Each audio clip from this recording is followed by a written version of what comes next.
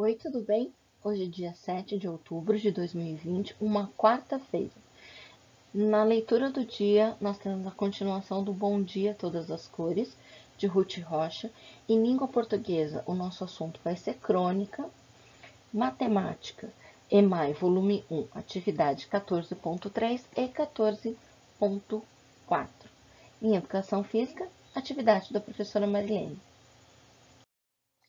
E a nossa leitura do dia, nós vamos continuar de ontem, que é Ruth Rocha, Bom Dia Todas as Cores. Eu vou começar lendo para vocês do mesmo lugar onde eu te parei ontem, tá bom? Vocês agora já sabem como era o camaleão. Bastava que alguém falasse, mudava de opinião. Ficava roxo, amarelo, ficava cor de pavão. Ficava de toda cor, não sabia dizer não. Por isso, naquele dia, cada vez que se encontrava com alguns de seus amigos e que o amigo estranhava a cor que ele estava, adivinham o que fazia nosso amigo camaleão? Pois ele logo mudava para outro tom. Mudou do rosa para o azul, do azul para o alaranjado, do laranja para o verde. Mudou de preto para branco, do roxo para amarelo e até de cor de vinho. Quando o sol começou a se pôr no horizonte, Camaleão resolveu voltar para casa. Estava cansado do longo passeio e mais cansado ainda de tanto mudar de cor. Entrou na sua casinha, deitou para descansar e lá ficou a pensar. Por mais que a gente se esforce, não pode agradar a todos. Alguns gostam de farelo, outros gostam de farofa. Uns querem comer maçã, outros preferem marmelo. Quem tem gosto para sapato, tem também quem goste de chinelo. E se não fossem os gostos, que seria do amarelo? Por isso, no outro dia, Camaleão levantou-se bem cedinho. Bom dia, sol, bom dia, flores, bom dia, todas as cores. Lavou o rosto, como sempre fazia, numa folha de orvalho. Mudou sua cor para o cor-de-rosa, que ele achava a cor mais bonita de todas, e saiu para o sol, contente da vida. Logo que saiu, Camaleão encontrou o Sapo Cururu, que é cantor de sucesso na Rádio Jovem Floresta. Bom dia, meu caro sapo. Que dia mais lindo, não é? Muito bom dia, amigo Camaleão.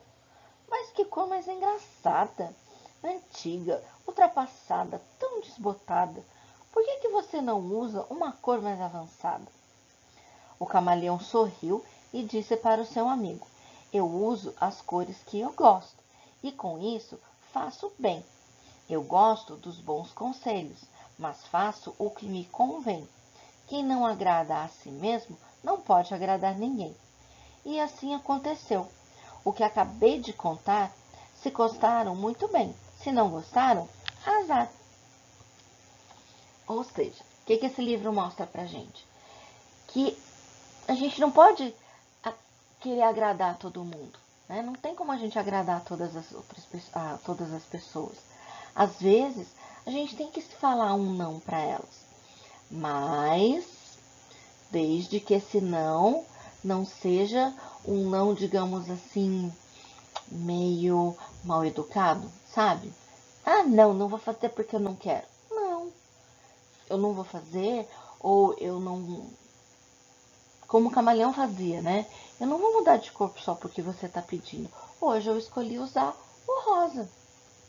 Um outro dia, quem sabe eu posso querer usar a cor que você me sugeriu. Então, a gente pode falar não, mas a gente tem que saber dizer esse não, de uma forma que a gente não magoe as pessoas, tá bom? Em língua portuguesa, o nosso assunto é crônica. Então, lá na rotina de vocês têm essa crônica, tá? Para vocês poderem ler. E vocês vão ter essas perguntinhas para estarem respondendo. Aconselho a ler antes as perguntas, de vocês estarem lendo o texto, porque isso vai ajudar vocês a se localizarem e a pensarem direitinho. Vocês já vão ler pensando no que vocês têm que responder, tá? Então, qual o título da crônica? Já vou dar a dica, hein? O título tá aqui. Qual o local de publicação?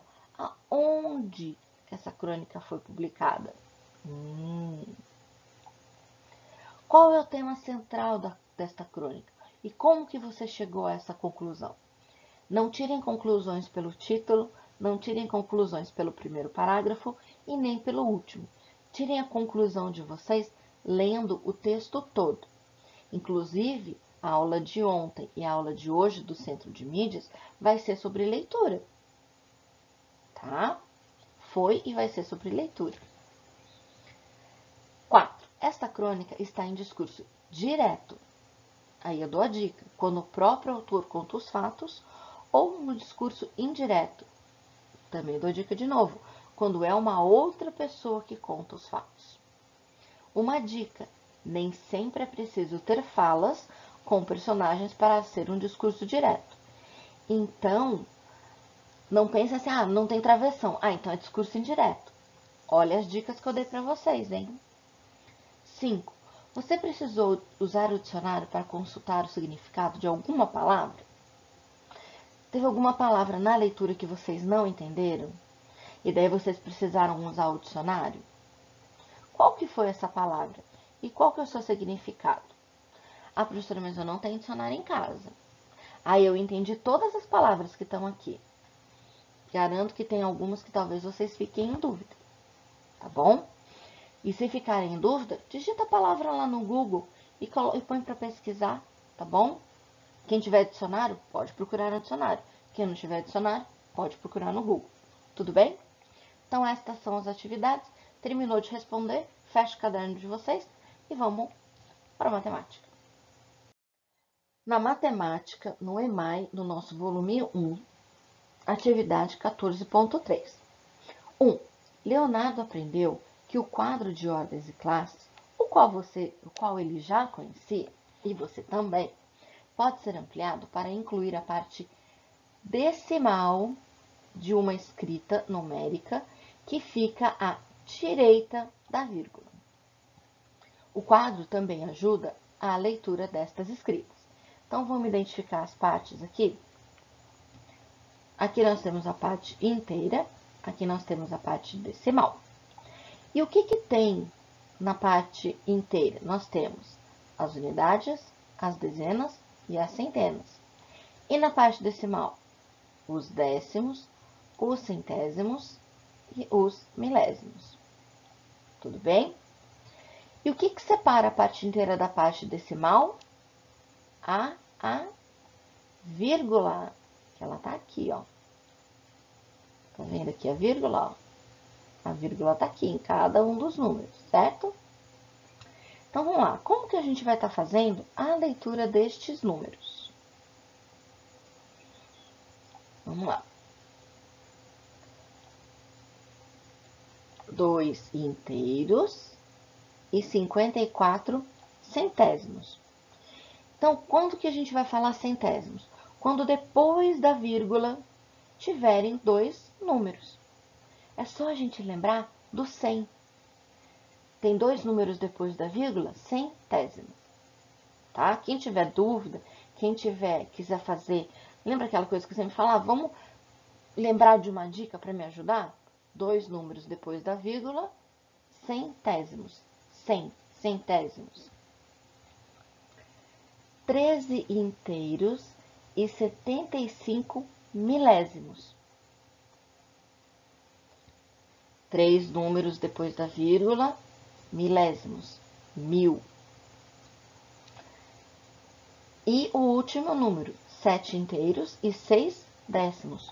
Um número depois da vírgula, 10 décimos. Então, 7 inteiros e 6 décimos. Tudo bem? Então, como você lê cada um desses números registrados no quadro? Dessa forma que eu acabei de ler para vocês, tá? E lembrem-se das dicas também, para, de repente, quando vocês tiverem alguma dificuldade. Então, vamos lá. Continuando. Este quadro também nos auxilia a compreender, por exemplo, como realizar adições e subtrações com números racionais. O que é número racional? É esse daqui que nós acabamos de ler. Observe e comente com um colega as diferenças nos registros de Leonardo e de seu amigo Mateus, elas modificam o resultado? A gente já vê que não, certo? Então, o que a gente vai estar fazendo aqui? O que eu vou fazer para vocês? Eu vou estar lendo e já vou estar dando algumas explicações. Vamos comparar primeiro a adição do Leonardo e do Mateus? Então, quando a gente olha os números, né, que o Mateus escreveu, a gente vai observar que nesta casa aqui, ó, não tem nada registrado, certo? Quando que aqui tem o zero. O que o Leonardo fez? Ele colocou os números exatamente como eles aparecem no quadro. O Mateus, para não ter perigo de fazer nenhuma confusão, ele preferiu acrescentar o zero. Só para facilitar, foi uma questão para facilitar e para ele visualizar melhor essa conta, tá? Outra coisa que eu já sempre digo para vocês, tá? Mas eu vou lembrar, sempre vírgula embaixo de vírgula. Não esqueçam disso. Quando as contas tiverem decimais, quando as contas tiverem a vírgula, primeira coisa, se oriente pela vírgula para poder armar as contas, tudo bem? Porque isso vai ajudar muito vocês a não correr o risco de fazer a conta de forma errada, tá? Agora vamos estar olhando a subtração. Quando nós olhamos a subtração, nós vemos a mesma estratégia. O Leonardo não acrescentou os zeros aqui e o Mateus preferiu acrescentar para não ter perigo dele fazer a conta errada. Quando eu aprendi a fazer essas contas, na época que eu estudei, eu sempre preferi colocar os zeros, para não correr o risco de fazer nada errado nas minhas contas. E eles resolveram normalmente, tranquilamente. E não esqueceram de colocar vírgula embaixo de vírgula, inclusive na resposta. Tudo bem? Bom, agora nós vamos para o EMAI, atividade 14.4. Então, vamos lá. No posto Alvorada, há uma pequena lanchonete, onde Paulo e Elsa foram tomar um lanche. Leia as situações e resolva. Paulo comprou um sanduíche natural por R$ 7,65, um suco por R$ 3,95 e um chocolate por R$ 3,50. Quanto ele gastou? Para ajudar vocês, eu já armei a conta sem esquecer de vírgula embaixo de vírgula, né? Vocês viram que eu coloquei todos os números. Resolvam essa adição e coloquem a resposta de quanto ele gastou. Não esqueçam de sempre colocar o R cifrão aqui, tá? Para identificar que é valor monetário. Aí, no B, ele deu uma cédula de R$ 20 para pagar a conta. Quanto ele recebeu de troco? Bom, como que eu vou estar fazendo essa conta? Eu vou pegar o resultado que vai dar aqui e vou colocar ele aqui, para poder estar fazendo a conta, tá bom? Olha a dicona que eu já estou dando para vocês, hein? Resolvendo a subtração, seu troco foi de... Não se esqueçam, tá? Das regrinhas. Se vocês precisarem fazer aquilo de emprestar o número, né? Não esquece dessa regra. No C, Elsa comprou 3 salgados ao preço unitário de R$ 3,65. Quanto ela pagou? Então, o que eu sei? Que ela comprou 3 salgados ao preço unitário de R$ 3,65. Então, eu sei que cada salgado custou R$ 3,65. Então, o que eu tenho que fazer? Uma multiplicação.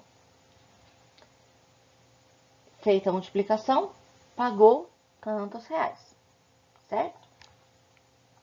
E a Elsa deu R$ 6,50 de gorjeta aos 2 funcionários, que a atenderam no posto Alvorada, e pediu que dividissem esse valor igualmente.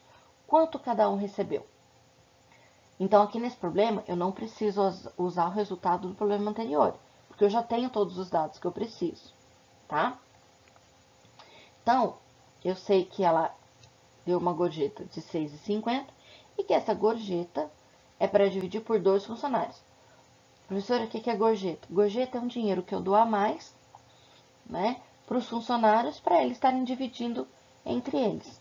é aquilo que alguns de vocês podem conhecer como caixinha. Vou dar uma caixinha pro funcionário. Então, aí eu vou ter que fazer uma divisão. 6,50 dividido por 2, tá?